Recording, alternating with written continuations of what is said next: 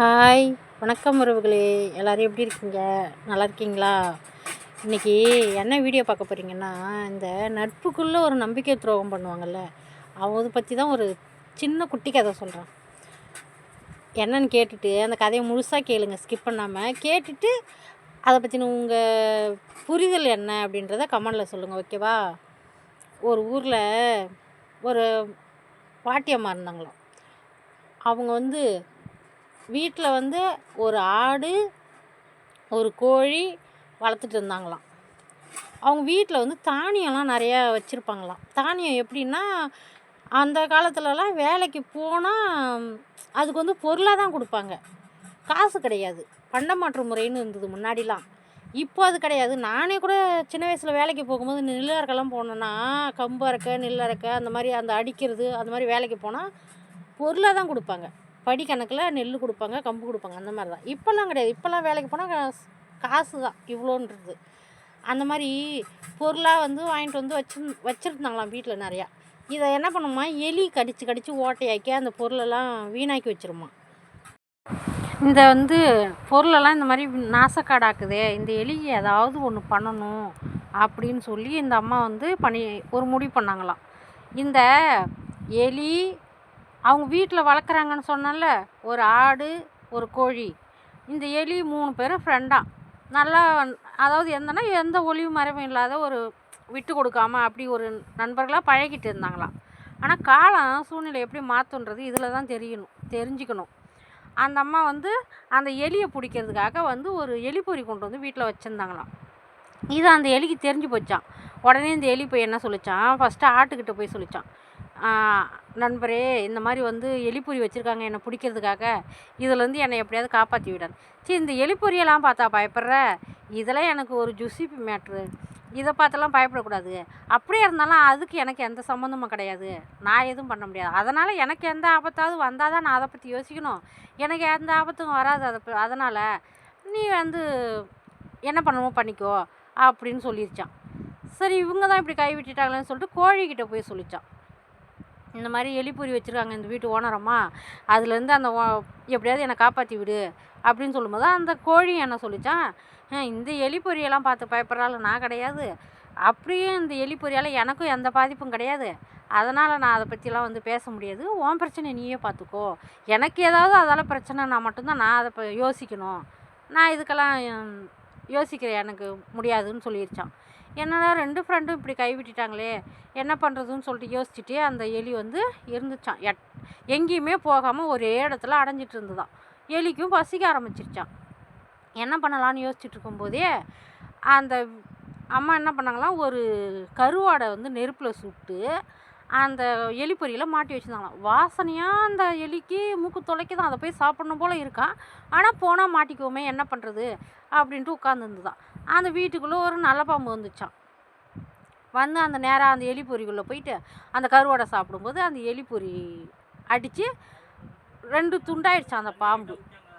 இந்த அம்மா என்ன பண்ணாங்களா, எலி தான் மாட்டிக்கிச்சுன்னு சொல்லிட்டு அவசரமாக ஓடியாந்து அதை பார்க்கும்போது அந்த துண்டாக்கி கிடந்த பாம்பு என்ன பண்ணிச்சான், அவங்கள கடிச்சிட்டு தான். கடித்த உடனே விஷம் ஏறி போச்சான். இவங்க உடனே ஹாஸ்பிட்டலுக்கு போய்ட்டு வைத்தியம் பண்ணாங்களாம். அப்போ என்ன வேண்டிக்கிட்டாங்களாம், எனக்கு எந்த ஒரு பாதிப்பும் இல்லாமல் நான் பழைச்சி வந்துட்டேன்னா உனக்கு கடா வெட்டி சாமி படைத்து இந்த ஊருக்கே விருந்து வைக்கிறேன்னு சொல்லி வேண்டிக்கிட்டாங்களாம் அந்த அம்மா. அதேமாதிரி என்ன சொன்னாங்களாம், உனக்கு உடம்புல இந்த பாம்பு கடிச்சனால ரத்தம் ஃபுல்லாக விஷமாக மாறி எடுத்தாச்சு, நல்ல சத்து வரணும்னா கோழி அடித்து நாட்டுக்கோழி சாப்பிடணும், அப்போ தான் சத்து வரும்னு சொன்னாங்களாம்.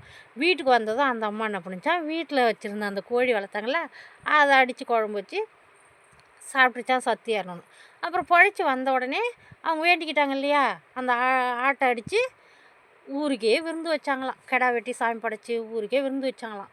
இதிலேருந்து நமக்கு என்ன புரியுது, அந்த எலிப்பொறியால் எனக்கு எந்த பாதிப்பும் வராது, வந்தால் தான் நான் அதை பற்றி பயப்படணும்னு சொன்ன இந்த ஆடும் கோழியும் செத்து போச்சு. இதிலேருந்து என்ன தெரியுது, உண்மையான நட்புன்னா ஒருத்தவங்களுக்கு ஒருத்தவங்க விட்டு கொடுக்காம ஒரு பிரச்சனைன்னு வரும்போது அவங்க கூட சப்போர்ட்டுக்கு நிற்கணும். ஆனால் அவங்க 2 பேர் சப்போர்ட்டுக்கு நிற்கலாம். அந்த எலிப்பொறியால் எனக்கு எந்த பிரச்சனையும் இல்லைன்னு சொன்னவங்களுக்கு பிரச்சனை அந்த எலிப்பொறி மூலயமா தான் வந்திருக்கு. புரியுதா?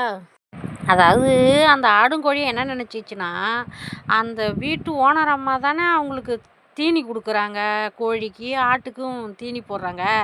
நம்ம இது போய் ஓனர் அம்மாக்கிட்ட ஏதாவது பகைச்சிக்கிட்டா நமக்கு சாப்பாடு கொடுக்காம விட்டுருவாங்களோ, தீனி போடாமல் விட்டுருவாங்களோ, நம்மளை கவனிக்காமல் விட்டுருவாங்களோன்ற சுயநலத்தினால தான் ஆடும் கோழியும் தன்னோட தேவைகளை மட்டும் பார்த்துக்கிட்டு விட்டுருச்சுங்க. இந்த எலியால் எந்த பிரயோஜனமும் இல்லை, நமக்கு ஓனர் அம்மா தான் தேவை அப்படின்னு. ஆனால் இப்போ அந்த ஓனர் அம்மாவில தான் அவங்களுக்கும் பிரச்சனை வந்துருச்சு. இது மாதிரி தான் ஒரு ஃப்ரெண்டுன்ற இருக்கும்போது, உண்மையான நட்புன்னு இருக்கும்போது அவங்களுக்கு எந்த இடத்துலையும் விட்டு கொடுக்கக்கூடாது. அதாவது ஒரு படத்தில் கூட சொல்லுவாருங்கள்ல, ஒரு நடிகர் சொல்லுவார்ல, கொத்துனது நண்பனாக இருந்தால் செத்தா கூட சொல்லக்கூடாதுன்னு. அதுதான் உண்மையான நட்பு, அப்படி தான் இருக்கணும். ஆனால் இப்போ அந்த மாதிரி நட்பு இருக்கான்றது கூட ஒரு கேள்விக்குறியாக தான் இருக்குது. ஏன்னா நானே அனுபவிச்சிருக்கேன் இந்த சோஷியல் மீடியாவில் நிறைய. என்னக்கிட்ட வந்து நல்லவங்க மாதிரி பேசி பழகி, ஆனால் வெளியில் போய் அவங்க வேறு மாதிரி இருக்காங்க. அது எனக்கு ஓரளவுக்கு பட்டதுக்கப்புறம் தான் எனக்கு புத்தி வருது. நல்லவங்க மாதிரி பழகி என்னை யூஸ் பண்ணிக்கிட்டு என்கிட்ட தேவைகளை எடுத்துக்கிட்டு என்னையே ஒதுக்கி விடுவாங்க. எப்படின்னா அவங்களுடைய சப்ஸ்கிரைபராக இருக்கட்டும், அவங்களுடைய சப்போர்ட்டாக இருக்கட்டும், எனக்கு எந்த விதத்துலையும் வந்துடக்கூடாது அப்படின்றதுல ரொம்ப கவனமாக இருந்தாங்க. அது எனக்கு லேட்டாக தான் புரிஞ்சுது. அன்புன்ற ஒரு விஷயத்தை வச்சு இவ்வளோ ஏமாற்ற முடியுமா அப்படிங்கிறது நான் புரிஞ்சுக்கிட்டேன். நான் வந்து சோஷியல் மீடியாவில் எனக்கு பழக்கமான எல்லாரையுமே நான் அப்படி சொல்லலை. எனக்கு இதில் நிறைய நல்ல உறவுகள் கிடைச்சிருக்கு. அக்கா, அண்ணா, தம்பி, தங்கச்சி, அப்பா, அம்மான்னு நிறைய நல்ல உறவுகள் கிடைச்சிருக்கு. எனக்கு நிறைய சப்போர்ட்டும் கொடுத்தாங்க. ஆனால் ஒரு சில நயவஞ்சக உறவுகள் என்னையே யூஸ் பண்ணிக்கிட்டு, எப்படின்னா என்கிட்ட வந்து சப்போர்ட் கேட்பாங்க. நான் என்னோடய சப்ஸ்கிரைபரை அவங்களுக்கு சொல்லி விடுவேன். அவங்களோட லைவுக்கோ வீடியோஸ்க்கோ போனாங்கன்னா திருப்பி வந்து எனக்கு அவங்கள வந்து திருப்பி ஏன் லைவுக்கு வந்து சப்போர்ட் பண்ணக்கூடாது. அந்த மாதிரி ஒரு மைண்ட் செட் அவங்களுக்கு. எப்படின்னா என்கிட்டேருந்து சப்போர்ட் எடுத்துக்கிட்டு என்கிட்டேருந்து போகிற சப்ஸ்கிரைபரை திருப்பி எனக்கு அனுப்ப மாட்டாங்க. எப்படி கேட்பாங்கன்னா, நீங்கள் அவங்க லைவில் தானே அவ்வளோ நேரம் இருக்கீங்க, என் லைவில் இல்லைல்ல, நீங்கள் அவங்களுக்கு சப்போர்ட் பண்ணிங்கன்னா அப்போ அங்கேயே சப்போர்ட் பண்ணிங்க, எனக்கு வர வேணாம். அந்த மாதிரி இப்படிலாம் நிறைய நடந்திருக்கு. நானும் நம்பிக்கை துரோகத்தெல்லாம் இந்த சோஷியல் மீடியாவில் நிறைய பார்த்துருக்கேன். லைஃப்லேயுமே நிறைய பார்த்துருக்கேன். அதெல்லாம் கடந்து தான் வந்துட்டுருக்கேன். இப்போது நான் மானிட்டேஷன் ஆகிடுச்சி, நான் வீடியோஸ் போடுறேன், எல்லாமே பண்ணுறேன். ஆனாலும் அந்த மாதிரி சில உறவுகளில் நான் பார்த்து ரொம்ப கஷ்டப்பட்டிருக்கேன். இதுதான் நான் இதுலேருந்து என்ன ஒன்று புரிஞ்சுக்கிட்டேன், உங்களுக்கு சொல்ல விரும்புகிறேன் அப்படின்னா, யார்கிட்டையுமே வந்து கொஞ்சம் கவனமாக பழகணும். என்ன தான் உரிமை எடுத்து நம்ம அந்நியர்கள்கிட்ட அக்கா, தம்பி, தங்கச்சின்னு பேசினாலும் எல்லாருமே நம்மக்கிட்ட உண்மையாக இருப்பாங்களான்னு நம்ம எதிர்பார்க்க முடியாது.